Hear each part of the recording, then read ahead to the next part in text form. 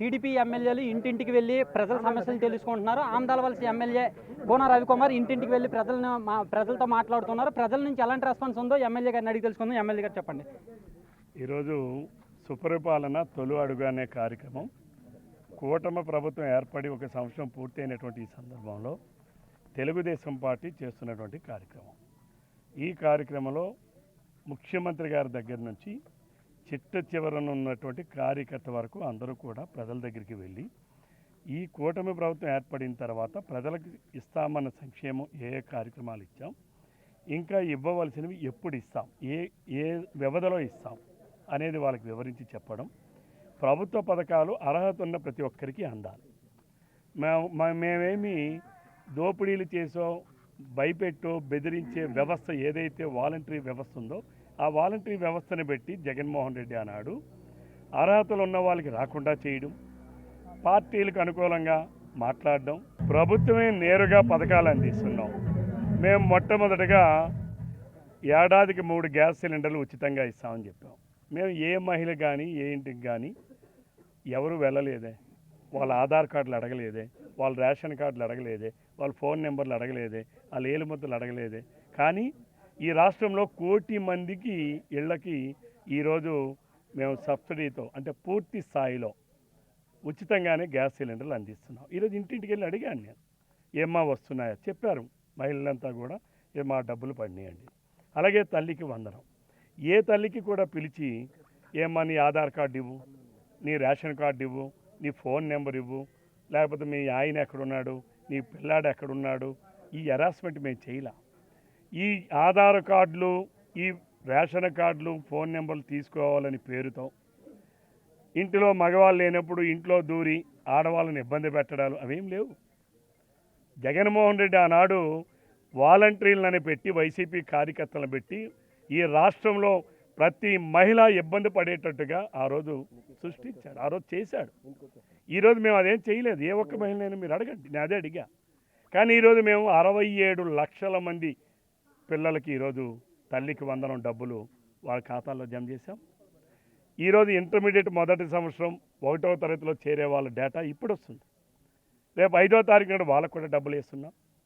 అలాగే ప్రతి ఒక్క రైతుకి ఏడాదికి 20,000 రూపాయలు అన్నదాత సుఖీభవ పథకాన్ని ఇస్తామని చెప్పాం. కేంద్ర ప్రభుత్వం ఇచ్చేటటువంటి డబ్బులు రాష్ట్ర ప్రభుత్వం కలిపి 20,000 ఇస్తామని చెప్పాం. ఈ 20,000 రూపాయలను కూడా 3 విడతలుగా, ఎందుకంటే కేంద్రం 3 విడతలుగా వేస్తుంది. కేంద్రం ఎప్పుడైతే డబ్బులు ఇస్తుందో దానికి రాష్ట్ర ప్రభుత్వం డబ్బులు కూడా జోడించి ఈ రాష్ట్రంలో ప్రతి ఒక్క రైతుకి 3 విడతలుగా 20,000 రూపాయలు అందిస్తాం. అలాగే పెన్షన్లు 3,000 రూపాయలు ఉండే పెన్షన్ని 4,000 చేస్తామని చెప్పాం. వికలాంగులకి 3,000ది 6,000 చేస్తామని చెప్పాం. ఎవరైతే 100% అంగవైకల్యంతో బాధపడి బెడ్ రిడెన్ పేషెంట్స్ ఉన్నారో వాళ్ళందరికీ 15,000 రూపాయలు ఇస్తామని చెప్పాం. ఈరోజు అమలు చేస్తాం. జగన్మోహన్ రెడ్డి ఈ రాష్ట్రంలో 62 లక్షల మందికి ఏడాదికి 22,000 కోట్ల రూపాయలు పెన్షన్ రూపంలో డబ్బులు చెల్లిస్తే ఈరోజు కూటమి ప్రభుత్వం చంద్రబాబు నాయుడు గారి నాయకత్వంలో 64,48,000 మందికి 34,000 కోట్ల రూపాయలు 1 సంవత్సర కాలంలో ఇచ్చాం. జగన్మోహన్ రెడ్డి గారు ఇచ్చింది ఎంత? 22,000 కోట్లు. మేము ఇచ్చింది ఎంత? 34,000 కోట్లు. అంటే ఎంత అదనం? 12,000 కోట్ల రూపాయల అదనం. అలాగే తల్లికి వందనం 42 లక్షల మందికి ఇచ్చాడు జగన్మోహన్ రెడ్డి. ఏడాదికి దాని విలువ 5,200 కోట్ల రూపాయలు. కానీ ఈరోజు మేము 67 లక్షల మందికి ఇచ్చాం, ఇంకా ఇవ్వబోతున్నాం. ఇప్పటికి మేము 1,091 కోట్ల రూపాయలు 10,091 కోట్ల రూపాయలు ఇచ్చాం. అంటే జగన్మోహన్ రెడ్డి అరాకొరా సంక్షేమం చేస్తే ఈ రాష్ట్రంలో మేము పార్టీని చూడలేదు, వర్గాన్ని చూడలేదు, కులాన్ని చూడలేదు, మతాన్ని చూడలేదు, ప్రాంతాన్ని చూడలేదు, వర్ణాన్ని చూడలేదు. అర్హత ఉన్న ప్రతి ఒక్కరికి, చదువుకుంటున్న ప్రతి విద్యార్థికి ఆ తల్లికి వందనం ఇస్తున్నాం. అలానే ప్రతి ఒక్క ఇంటికి ఉచితంగా గ్యాస్ సిలిండర్ ఇస్తున్నాం. అర్హత ఉన్న ప్రతి ఒక్కరికి పెన్షన్లు ఇస్తున్నాం, పెంచిస్తున్నాం. అలానే ఈరోజు రేపు రైతు భరోసా అందరికీ ఇవ్వబోతున్నాం.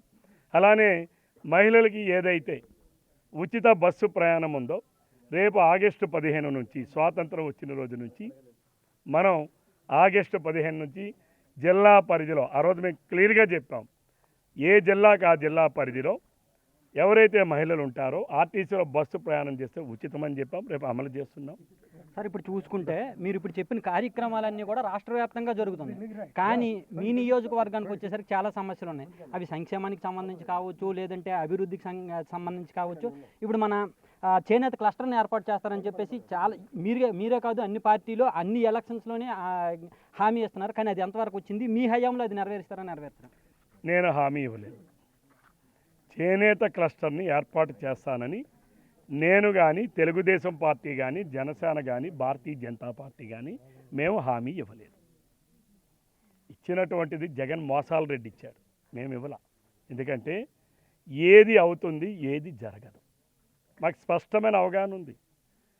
33 సంవత్సరాలు అయింది నేను రాజకీయాల్లోకి వచ్చి. ఇప్పుడు ఒక అమ్మాయిని చూశాను. నేను మండల అధ్యక్షుడు అయినప్పుడు ఆ అమ్మాయి చిన్న పిల్ల, ఇప్పుడు పోస్ట్ గ్రాడ్యుయేషన్ చదువుతుంది.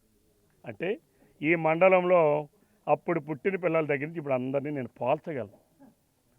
నా ఎంత అనుభవం ఉన్నటువంటి వ్యక్తి ఈ ప్రధానంగా పొందూరు మండలానికి పూర్తి అవగాహన ఉన్నటువంటి వ్యక్తిని నేను ఒక్కడిని ఇంకెవడూ లేరు, ఏ పార్టీలో కూడా ఉండరు. సో ఆ హామీ అది జరగదని అంటారు? అది హామీ నేను ఇవ్వలేదు. నేను ఇవ్వలేదు. వినండి, హామీ నేను ఇవ్వలేదు. తెలుగుదేశం పార్టీ, జనసేన, భారతీయ జనతా పార్టీలు కూడా ఇవ్వలేదు. ఇవ్వని హామీని ఇచ్చామని మీరు కమిట్ చేసి మాట్లాడద్దు. చేనేత క్లస్టరు మన నియోజకవర్గంలో అమలుకి సరిపోయినంత జనం లేరు. అది అమలు జరగదు. 100లో ఉన్నాయి మన దగ్గర. ఎన్ని మగ్గాలు ఉన్నాయి మీరు చెప్పండి? ఎన్ని మగ్గాలు ఉన్నాయి? మన పొందూరులో ఎన్ని మగ్గాలు ఉన్నాయి? ఈ ఆంధ్రప్రదేశ్ నియోజకవర్గం మొత్తం మీద ఎన్ని మగ్గాలు ఉన్నాయి? అన్ని మగ్గాలు కలిపితే 1000-1500 ఉన్నాయి. క్లస్టర్ ఎలా ఏర్పాటు చేయాలి? ఈరోజు మీకు క్లస్టర్లు ఎక్కడ ఏర్పాటు చేయాలంటే, ఈరోజు మీకు ప్రొద్దుటూరు ఉంది, 10,000 మంది చేనేత మగ్గాలు ఉంటాయి. ధర్మవరం ఉంది, మంగళగిరి ఉంది. ఆయా ప్రాంతాల్లో కొన్ని వేలాది కుటుంబాలు, చేనేతలకు సంబంధించిన కుటుంబాలు ఉన్నాయి. అక్కడ క్లస్టర్లు ఏర్పాటు చేయాలి. ఇక్కడ కాదు, ఇక్కడ అవసరం కూడా కాదు. ఇక మడ్డువలస వాటర్ని ఇక్కడ పొందూరు వరకు తీసుకొచ్చేటటువంటి కార్యక్రమాన్ని కూడా అన్ని ప్రభుత్వాలు చేపట్టి, కాకపోతే అది పూర్తిగా అమలు కాలేదు. మీ హయాంలో ఏమైనా సరే నెరవేర్చేటటువంటి అవకాశం ఉంది? నేను గతంలో శాసనసభ్యుడిగా ఉన్నప్పుడే మడ్డువలసని పూర్తి చేయడానికి అన్ని చర్యలు తీసుకున్నాను. అయితే ధర్మపురం దగ్గరే 1 ఎకరం 2 ఎకరాల్లో భూసేకరణ సమస్య వచ్చింది. అర్థమైందా? నేను అప్పుడు ఎమ్మెల్యేగా ఉన్న నాటికి. తర్వాత ప్రభుత్వం వచ్చి దాన్ని పక్కన పడేసింది. మళ్ళీ అప్పుడు డమాబుసులోడు, అది ఆ పార్టీయే పెద్ద డమాబుసుల పార్టీ, వైసీపీ పార్టీ. జగన్మోహన్ రెడ్డి రాష్ట్రంలో డమాబుసులు కొడితే ఈ నియోజకవర్గంలో అప్పుడున్నటువంటి ఈ నాయకులు, ఈ సోటాగాలు, ఈ సైకోలు అందరూ చెప్పారు. అక్కడ పెద్ద పలకేశారు. 35 లక్షల మంజూరు. అంటే మడ్డువలస ప్రాజెక్ట్నే కొత్త తెచ్చినట్టుగా హంగామా చేశారు.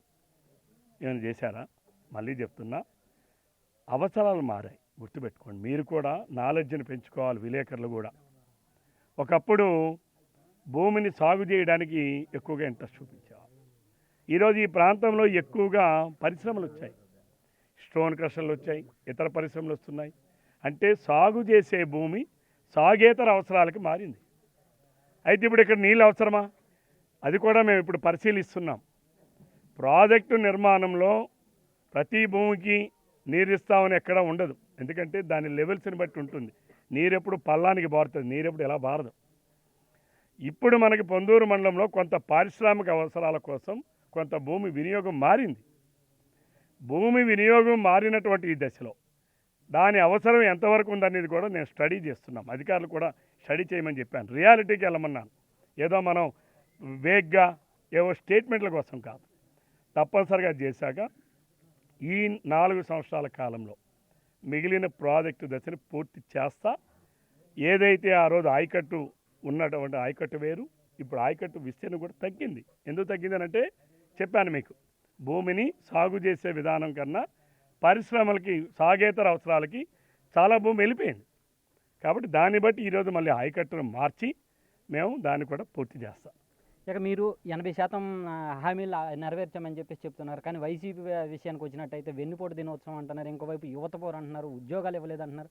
దానిపైన మీ స్పందన ఏంటి?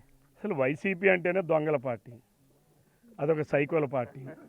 జగన్మోహన్ రెడ్డి ఒక పెద్ద గజ దొంగ. నేను అనడం కాదు, ఈ గ్రామంలో ఎవరినైనా అడగండి, వైసీపీ వాళ్ళని కూడా అడగండి. గ్రామంలో వాళ్ళు ఎవడో పాపారం సర్పంచ్ ఆయన అడుగు ఆడు చెప్తాడు, ఆడే చెప్తాడు. అయితే గ్రామస్థాయిలో ఉంటాయి కొన్ని, నేను అటుంటే ఇటు ఉండాలి, ఇటుంటే అటు ఉండాలని, కానీ ఆడిని అడిగితే ఆడే చెప్తాడు, పాపారావుని అడిగితే ఆడే చెప్తాడు. ఎందుకంటే జగన్మోహన్ రెడ్డి ఒక గజ్జి దొంగ. తండ్రి అధికారాన్ని అడ్డం పెట్టుకుని 1,00,000 కోట్లు దోచుకొని 27 కేసులు ఉన్నటువంటి ముద్దాయి జగన్మోహన్ రెడ్డి.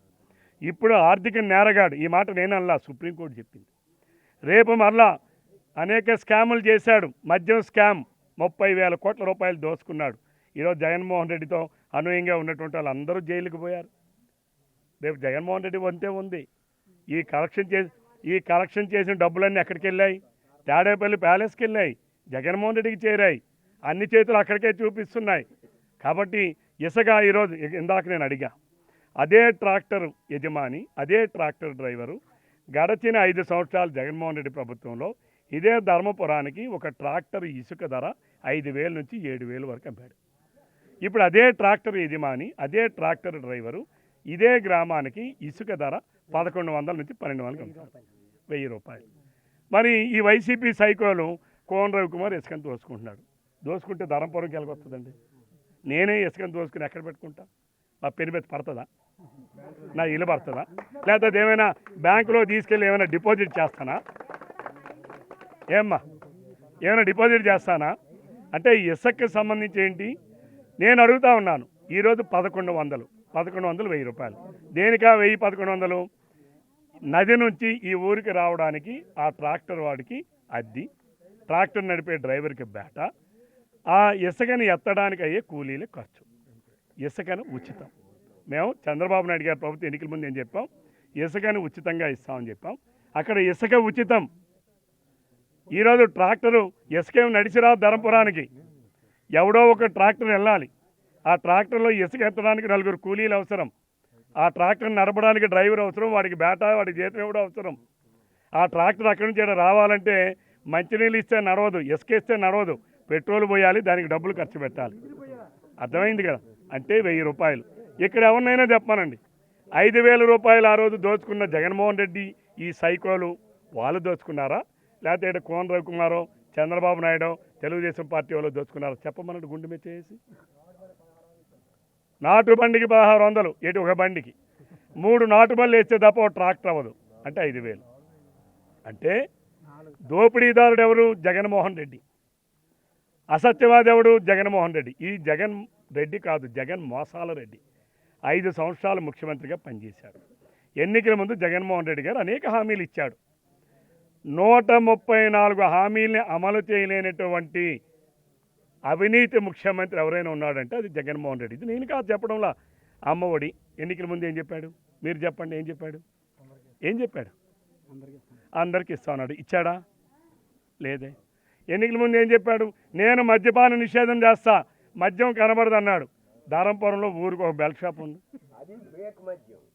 అది కూడా ఫేక్ మద్యం అన్నాడు. చెప్పినట్టుగా ఫేక్ మద్యం మా వాడికి అలవాటు, నాకు అలవాటు లేక నేను చెప్పలేదు.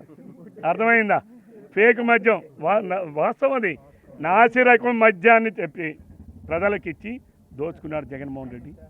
అలానే ఎన్నికల ముందు చెప్పాడు, నేను ఉద్యోగస్తులకి సిపిఎస్ రద్దు చేస్తా, ఓపీఎస్ ఇస్తా. ఇచ్చాడా? ఇవన్నీ మోసాలు కాదా? ఈ హామీలన్నీ అసలు ప్రావిడెంట్ ఫండ్ అంటే ప్రభుత్వ ఉద్యోగులు దాచుకున్న ప్రావిడెంట్ ఫండ్ను కూడా దాచుకున్నాడు, దోపిడీ చేశాడనంటే ఆ ముఖ్యమంత్రిని ఏమనాలి? క్రిమినల్ కేసు పెట్టాలి జగన్మోహన్ రెడ్డి మీద. నేను దాచుకున్న డబ్బుని ఎవడైనా దొంగిలిస్తే, ఎవడైనా డైవర్ట్ చేస్తే అది నేరమా కాదా? మీరు చెప్పండి, నేరమా కాదా?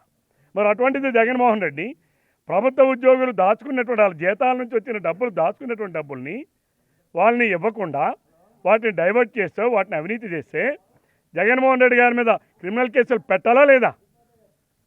ఒక్కసారి ఆలోచన చేయండి. అంటే జగన్మోహన్ రెడ్డి అరాచకం. మాకు వారసత్వంగా వచ్చింది 10 లక్షల కోట్ల రూపాయలు మాకు వారసత్వంగా ఇచ్చాడు. 1,20,000 కోట్ల రూపాయలు పెండింగ్ బిల్లులు ఇచ్చాడు వారసత్వం. ఈరోజు మేము విధ్వంసం నుంచి వికాసం వైపు నడిపిస్తూనే ఒక పక్కన అభివృద్ధి చేస్తున్నాం, ఇంకో పక్కన సంక్షేమం చేస్తున్నాం. ఈరోజు ఈ గ్రామాలు ఉన్నాయి. అంతకుముందు నేను ఎమ్మెల్యేగా ఉన్నప్పుడు చాలా సిమెంట్ రోడ్లు వేసాం, గ్రామాల్లో డ్రైన్లు నిర్మించాం. మరలా ఇప్పుడు అన్ని గ్రామాల్లో ప్రతి ఒక్క వీధిలో నేను ప్రజలందరికీ కూడా విజ్ఞప్తి చేస్తాను, ప్రతి ఒక్క వీధిలో మంచి సిమెంట్ రోడ్డు ఉండాలి. మంచి డ్రైన్లు ఉండాలి, చిన్న డ్రైన్లు, ఎక్కువ పెద్దది పెట్టమని చెప్తున్నాను. ఎందుకు? ప్రతి ఇంటికి కుళాయి ఇస్తాం, ఆ కుళాయి నుంచి వచ్చే నీళ్ళు వాడుకున్న తర్వాత ఆ నీరు ఎక్కడికి పోతుంది? రోడ్డు మీదకి వచ్చేస్తుంది, డ్రైన్ లేకపోతే. అందుకనే ప్రతి వీధికి 2 పక్కల డ్రైన్లు ఉండాలి.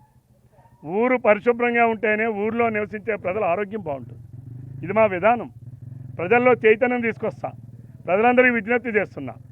ఇక్కడ ఎవరైనా మెట్టో గిట్టో తెగితే కొట్టండి, మీ ఆరోగ్యం ముఖ్యం, మెట్టు కాదు ముఖ్యం. ఈరోజు మన ఆరోగ్యం బాగలేకపోతే కొన్ని వేల కోట్ల రూపాయలు, లక్షల రూపాయలు అక్కడ డాక్టర్లకు వెళ్ళి డబ్బులు ఇస్తున్నాం మనం. ఈరోజు అవన్నీ పోవాలి అంటే మనం ఆరోగ్యవంతులుగా ఉండాలి. కాబట్టి మేము ప్రజలకు కూడా విజ్ఞప్తి చేస్తున్నా. ఈ నియోజకవర్గంలో ఈ రోడ్లన్నీ నేనే వేయించా, నేను ఎమ్మెల్యేగా అయ్యాక వేసినవే. మరలా 5 సంవత్సరాల పాటు పడిన గుంత కూడా కప్పకపోతే ఆ గుంతలని నేనే కప్పించా. మళ్ళా ఇప్పుడు కొత్త రోడ్లు కూడా ఫార్మ్ చేయిస్తున్నా. ఏవైతే సింగిల్ రోడ్లు ఉన్నాయో వీటన్నిటిని డబల్ రోడ్లు చేస్తా. ఇప్పుడు ఈ రోడ్డు కూడా ప్రతిపాదనలు పంపిస్తున్నా. డబల్ రోడ్డుకి ప్రజలందరూ సహకరిస్తే సౌకర్యవంతమైన రోడ్లు నిర్మిస్తా, ప్రతి ఇంటికి తాగడానికి నీరిస్తా, ప్రతి ఒక్క వీధిలో సిమెంట్ రోడ్డు డ్రైన్ల నిర్మాణం చేస్తా. ప్రతి ఒక్క ఇంటికి అర్హత ఉన్న ప్రతి ఒక్కడికి నేను పార్టీ చూడను. అర్హత ఉంటే తప్పనిసరిగా ఏ పార్టీ వాడైనా సరే అందరికీ సంక్షేమ పథకాలు అందిస్తాం. ఇది మా పార్టీ విధానం. రాష్ట్ర ఆదాయం పెంచుతాం, పెంచిన ఆదాయాన్ని ప్రజలకు పంచుతాం. చూశారు కదా ఎమ్మెల్యే గారు, కూటమి నాయకత్వంలో 80% హామీలు నెరవేర్చాము, ఇంకా మిగతావి కూడా త్వరలోనే నెరవేరుస్తామని చెప్పేసి అంటున్నారు. కెమెరామెన్ నాగరాజుతో షణ్ముఖ్, బిగ్ టీవీ, పొందూరు నుంచి.